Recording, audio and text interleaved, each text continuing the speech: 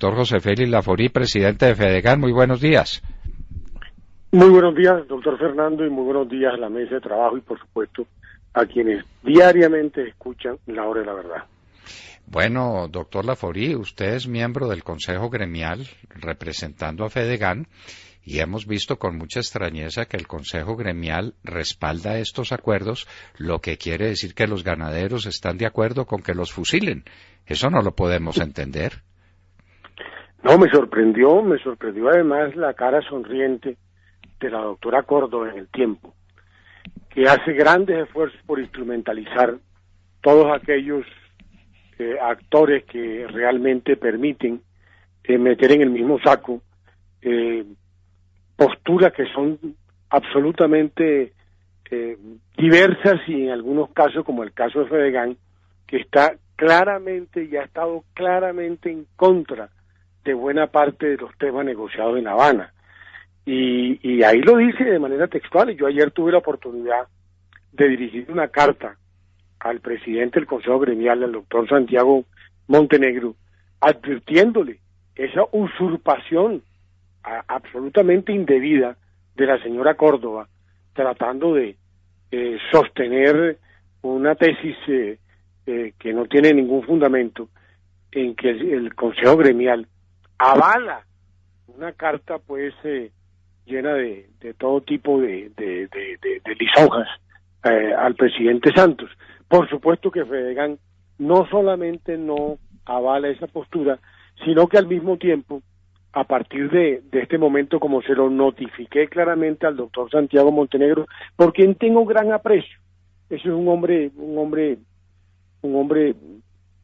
correcto, es una persona que intenta hacer las cosas con el mejor talante, pero de aquí en adelante, y ya se lo notifiqué, Fedegan hará uso al derecho que tiene dentro de lo que es el acuerdo fundacional del Consejo Gremial de discrepar de aquellos comunicados, aquellas posturas del Consejo Gremial cuando no está de acuerdo, y en consecuencia de esa discrepancia obliga al Consejo Gremial a no sacar ningún tipo de comunicación en ninguna dirección. Es decir, allí, para que se pronuncie el Consejo Gremial, es necesario la unanimidad.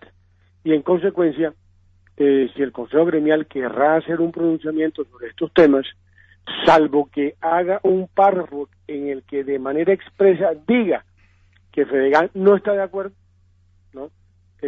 Usaré la prerrogativa que tenemos todos los miembros del Consejo Gremial de poder votar desfavorablemente cualquier postura de esta naturaleza para efecto de que no haya comunicación oficial del Consejo Gremial.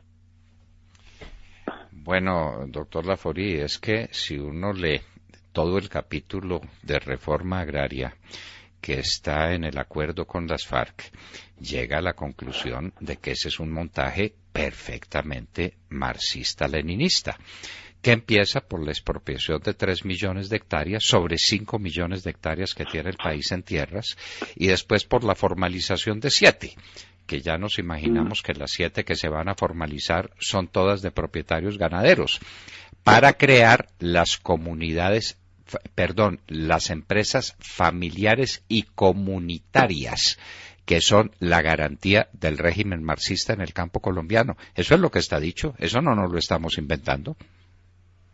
Pero más, doctor Fernando, déjeme hacerle 2 precisiones sobre eso que usted acaba de decir. En primer lugar, el gobierno desde el primer momento dijo que no iba a ser negociable el modelo de desarrollo económico y social del país, y estableció esa como una línea roja innegociable del gobierno dentro del proceso.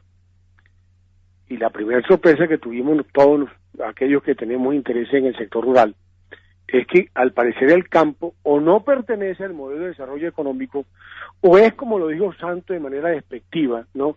Había que darles algo, y en consecuencia le entregó nada menos y nada más que el campo colombiano, ¿no? Para que Colombia pudiera ir más rápidamente en la misma dirección de Venezuela. Déjeme hacerle una muy rápida la colombiana, que son poco más de 117 millones de hectáreas. Pero claro, de esas, ¿no? Más o menos, estamos hablando de 60, pues pertenecen a selvas y bosques, ¿no? Que por supuesto tienen la protección como recurso natural que no podría ser usado en la ampliación de la frontera agropecuaria. Hoy, de acuerdo, entre otras cosas, doctor Fernando, un debate que se nos quedó en el tintero es ¿y qué pasó con el censo agropecuario? 342 mil millones de pesos botados a la basura. ¿Usted volvió a hablar de eso? ¿Usted volvió a oír al gobierno a propósito de la plata que gastó el señor Perfetti, ¿no? Para poder saber qué era lo que pasaba en el campo colombiano? Salvo unos anuncios que hizo en su momento, ahí paró. Anuncios que de alguna forma lo único que intentó cuestionar era el latifundio y confundía dentro del latifundio lo que habían sido entregadas tiempos atrás como reservas indígenas, como zonas comunitarias de la población afrodescendiente, etcétera, etcétera. Y en consecuencia ahí termina de alguna forma hablando de latifundio. Pero bueno, digámoslo que este señor en el censo, de las pocas cosas que sacó, dijo que la frontera agropecuaria, es decir, la productiva, la que estaba vinculada a alguna actividad económica, más o menos estaba en 39, 40 millones de hectáreas, de las cuales 30 millones de hectáreas, 32 millones de hectáreas eran ganadería. Y dejaba solo como frontera agrícola productiva, eso que usted habla, 5 o 6 millones de hectáreas, que son las tierras que hoy en día están activas económicamente en los temas que son propiamente pues de agricultura. Pero bueno, ahora mire la cuenta del otro lado. 3 de reforma rural integral, 7 que van a ser para poder de alguna forma formalizar la propiedad. Hoy, entre lo entregado en reservas, en la zona de reservas campesinas, y lo que está en vía de entregar, ya van 2.341.000 hectáreas. Pero además, en el nuevo texto del viejo acuerdo, se señalan nuevos instrumentos expropiatorios para reforma agraria. Por consiguiente, mal que bien, las FARC tendrán en el curso de la próxima década 15 millones de hectáreas o un poco más, es decir, casi el 50% del total de la frontera agropecuaria. La pregunta que uno se hace es, bueno, muy bien, pero ¿esto es para qué? ¿Para producir alimentos? ¿Esto es para generar riqueza? ¿Esto es para avanzar en la generación de bienestar en las zonas rurales? No, nunca lo ha sido. Nunca han sembrado una mata de plátano. Lo que han sembrado son minas antipersonas. Ellos lo necesitan es como control territorial. ¿Para qué? Por supuesto, para 3 cosas. Para el control de sus negocios ilícitos, para seguir ejerciendo control social en muchas zonas del país donde aún mantienen ese tipo de presión, pero fundamentalmente por una cosa, para llegar al poder. Ellos, el tema de tierra y territorio, que es un poco el discurso marxista-leninista que está incorporado al acuerdo, lo requieren es para eso.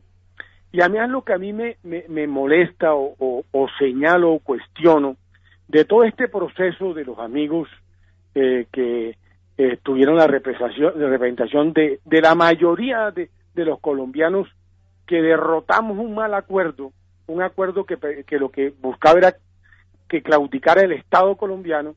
Es que el tema rural, desde el primer momento dijeron, no, todo lo aceptaron, todo quedó perfecto, ni una frase, doctor Fernando, como si esto fuera un tema despreciable.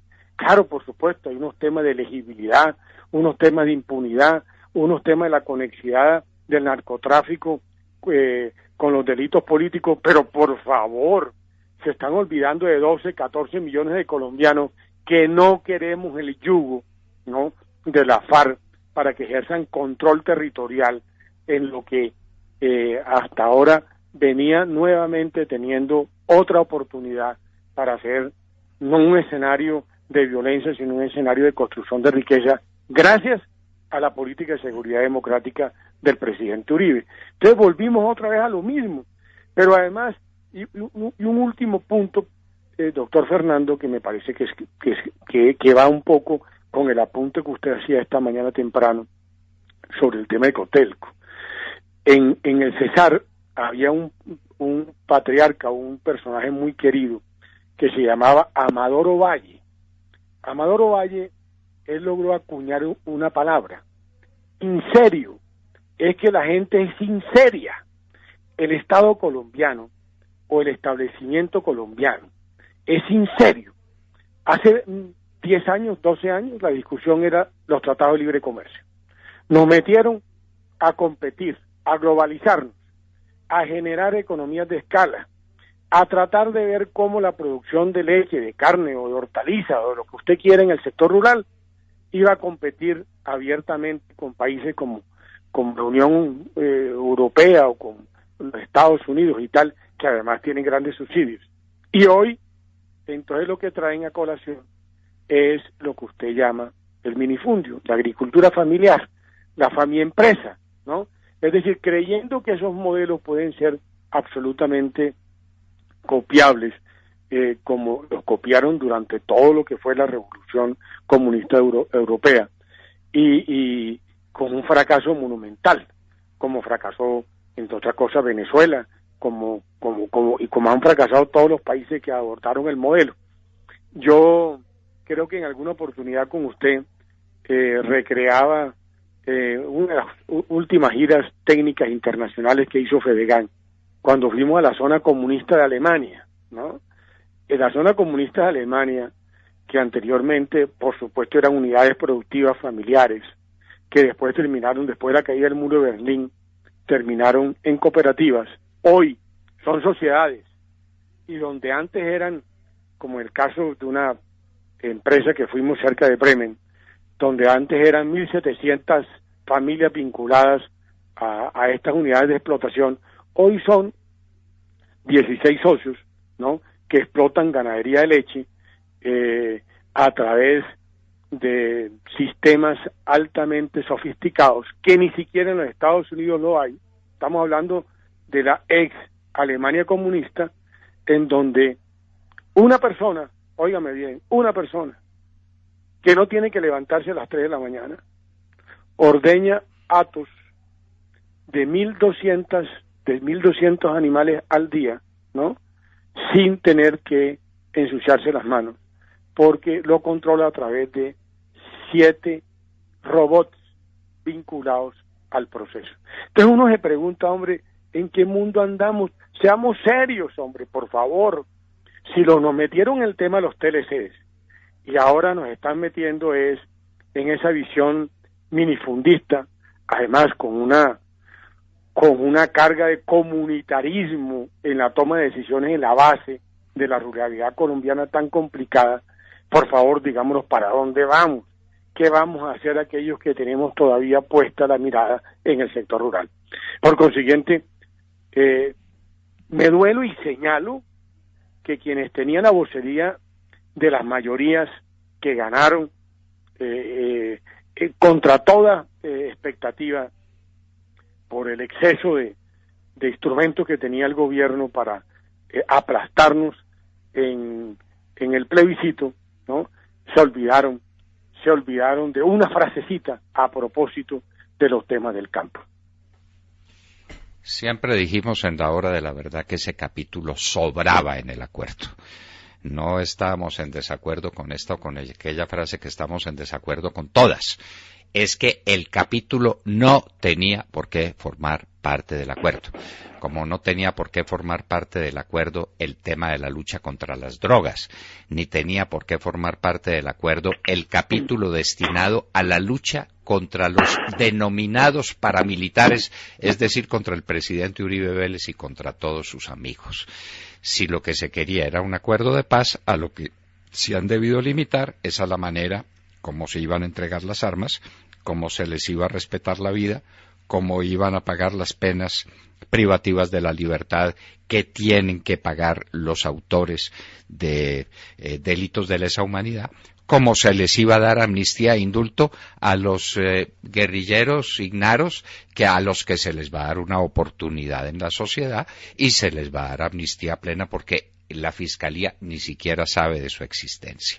Es decir, limitarse a lo estrictamente necesario para un acuerdo de paz y sacarle las otras 300 páginas de basura que tiene ese acuerdo, entre otras un capítulo sobre reforma agraria que nos devuelve al minifundio, que nos vuelve a la economía familiar y comunitaria, es decir, que nos hace anacrónicos y retardatarios en un mundo en el que podemos ser altamente competitivos porque tenemos la tierra, porque Dios nos las dio, porque está ahí esperando que nos dedicamos a trabajar con ella y a construir en Colombia unas grandísimas empresas agrícolas que le den trabajo, movilidad, esperanzas a las nuevas generaciones colombianas. Doctor José Félix Laforí, muchas gracias y esperamos que el Consejo Gremial rectifique o que diga que por lo menos no hay unanimidad al interior de ese Consejo y que la señora Córdoba lo que cometió fue un acto abusivo, utilizando el nombre del Consejo Gremial para una cosa que no lo ha debido utilizar. Nos queda eso perfectamente claro. Doctor José Félix Laforí, presidente de Fedegan, muchísimas gracias por estar en la Hora de la Verdad. Doctor Fernando, muchas gracias, pero permítame finalmente hacer simplemente un avisito comercial propio. El 1 de diciembre tengo Congreso Ganadero. Allá nos vamos a dar cita nuevamente la ganadería colombiana para decir estamos firmes en la defensa de nuestra actividad y por supuesto en la defensa de la ruralidad colombiana. Pero ese día además, cuyo acto será instalado por el presidente Uribe, porque no invitamos al presidente Santos al acto de instalación del Congreso Ganadero, el 35º Congreso Ganadero, vamos a lanzar un libro que se llamará Y nos quedaron debiendo, entre la presión de las armas y el mandato de las urnas, porque todas estas tropelías que han cometido hay que dejar un testimonio escrito, claro y evidente sobre lo que nunca ha debido de ser una negociación con un grupo criminal como el grupo de la FARC. ¿Dónde será ese Congreso Ganadero? Barranquilla. El jueves 1 a 3 de la tarde estará el presidente Uribe instalando el Congreso. Estaremos con Planeta lanzando el libro y durante el día viernes 2 tendremos el desarrollo temático en los temas que más le afectan al sector, los temas del desarrollo rural en el marco de estos malhadados acuerdos y por supuesto el tema de justicia transicional, donde hemos invitado entre otros al señor fiscal general de la Nación. Doctor José Félix Laforí, de nuevo, muchísimas gracias. Bueno, hablábamos, sí. Interesante esta entrevista. Y hablábamos al oído, ¿no? Sí, al oído, a las 8 de la mañana, 5 minutos.